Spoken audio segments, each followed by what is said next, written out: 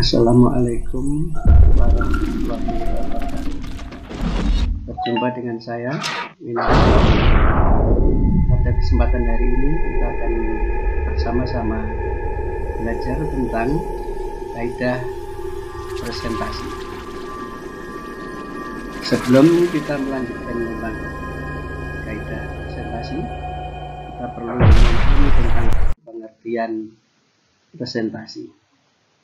Presentasi adalah suatu kegiatan berbicara di hadapan banyak hadirin, merupakan salah satu bentuk komunikasi dan merupakan kegiatan pengajuan suatu topik, pendapat atau informasi kepada orang lain.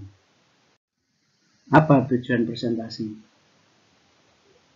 Bagi seorang presenter, presentasi bertujuan untuk memberikan pemahaman agar para peserta atau audiens mengerti tentang apa yang disampaikan. Dan diharapkan juga bahwa audiens semuanya mengerti tentang yang disampaikan oleh presenter. Ada 5 kunci pokok di dalam presentasi, yaitu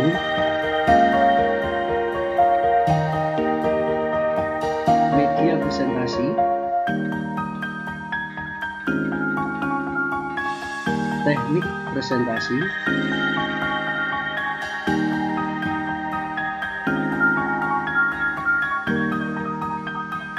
kontak mata,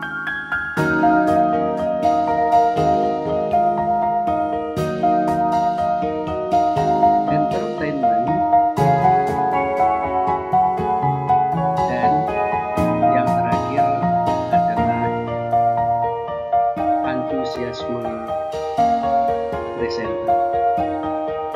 Pada kesempatan pembahasan kali ini, kita akan membahas tentang bagaimana membuat PowerPoint atau media presentasi yang baik. Inilah kaidah-kaidahnya.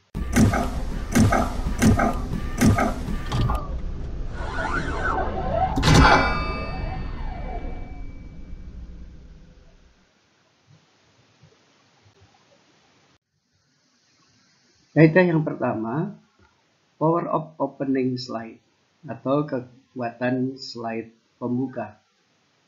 Slide pertama sangat mempengaruhi audiens karena dari slide pertama akan menentukan langkah-langkah selanjutnya. Slide pertama yang baik akan membawa pada pikiran audiens bahwa nanti selanjutnya akan mendapatkan penjelasan-penjelasan yang menarik sesuai dengan medianya. Ini contoh slide pembuka, di samping tadi sudah saya contohkan pada judul.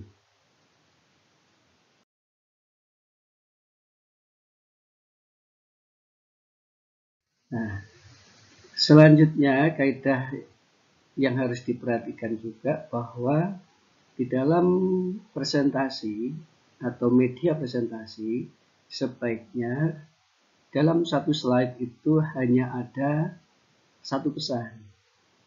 Jadi jangan sampai banyak sekali pesan yang ada di situ sehingga akan terjadi penumpukan, fontnya pun menjadi kecil-kecil.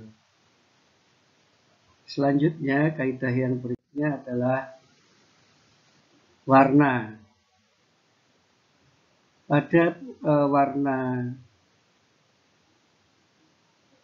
media presentasi, yang pertama komposisi warna yang tepat.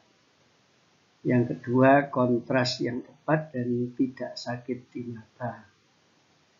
Jika background ini misalnya berwarna merah penuh, mungkin akan membawa akibat tidak nyaman di mata.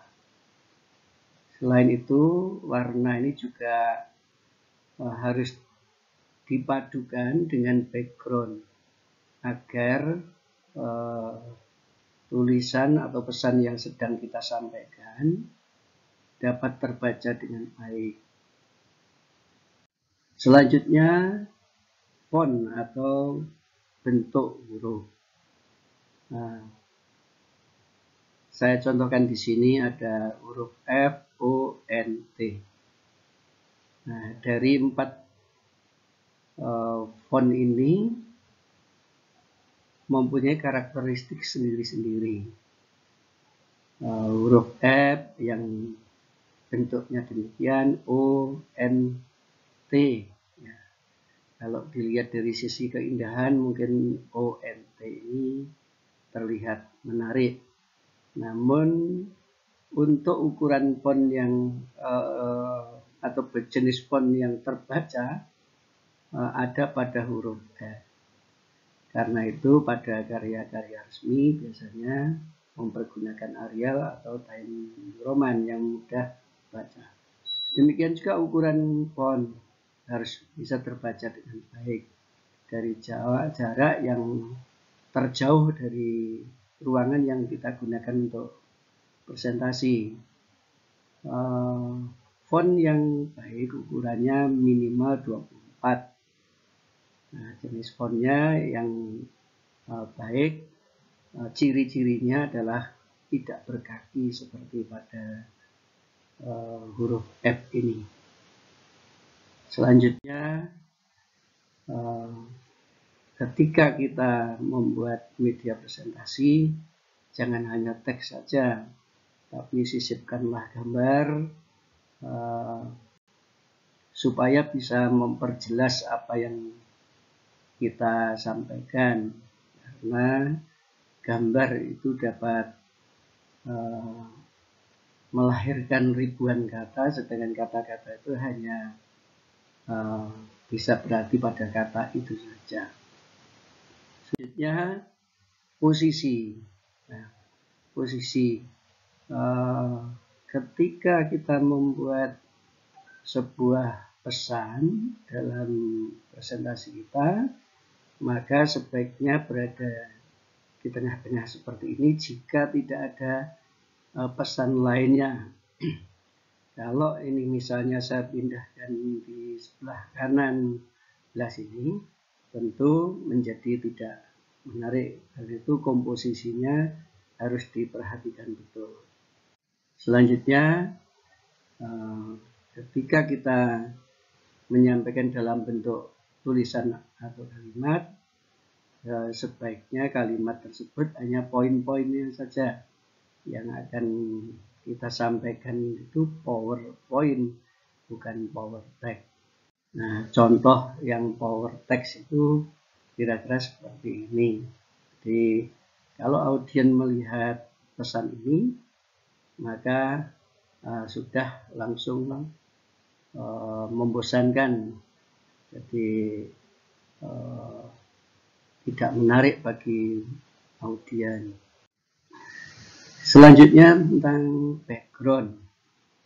Nah, background harus kita pilih juga yang menarik. Background yang saya contohkan ini mungkin menarik bagi anak-anak, namun di samping menarik juga harus dipadukan dengan pesan yang akan kita sampaikan. Jangan sampai justru pesan yang kita sampaikan tidak sampai pada audien, perhatian audien lebih pada perhatiannya lebih pada background. Karena itu background yang saya contohkan ini termasuk background yang kurang baik.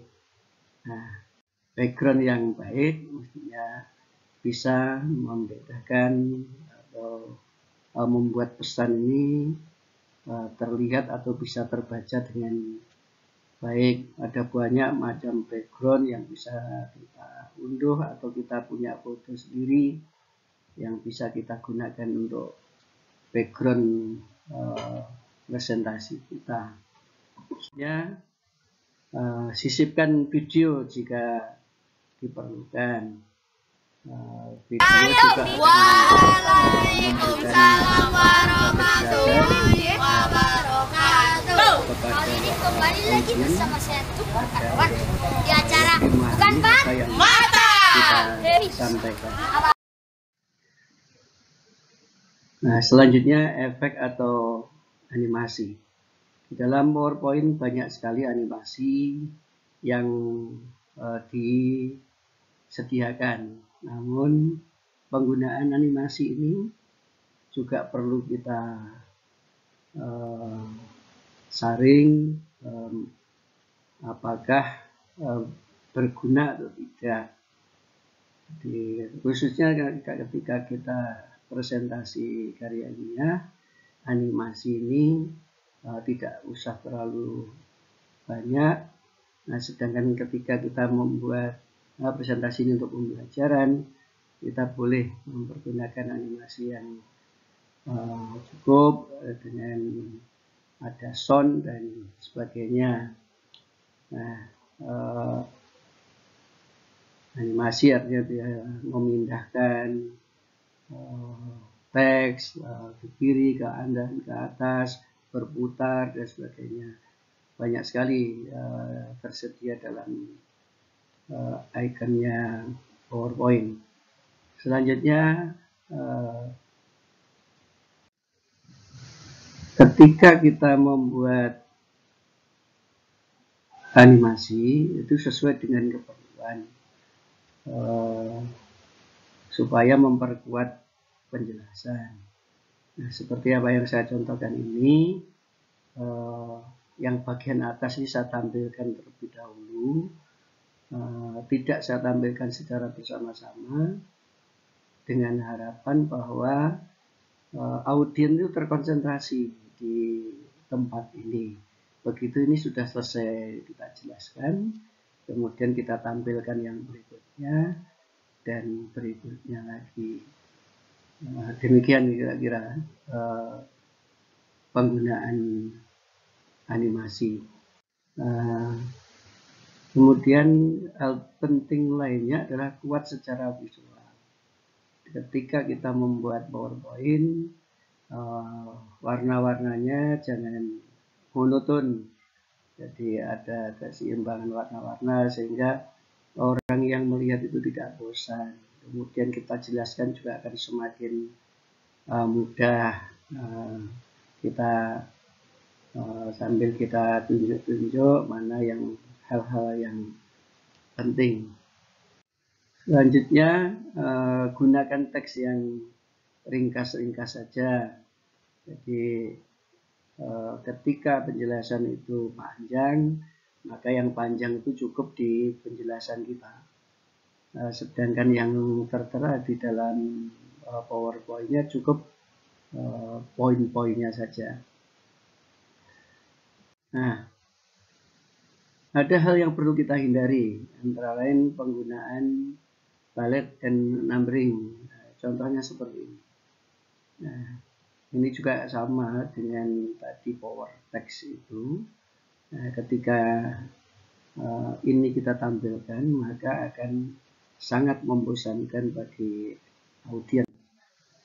Nah, demikian Bapak Ibu Saudara sekalian yang bisa saya sampaikan pada kesempatan hari ini. Mudah-mudahan bermanfaat bagi Bapak dan Ibu serta saudara yang sering presentasi.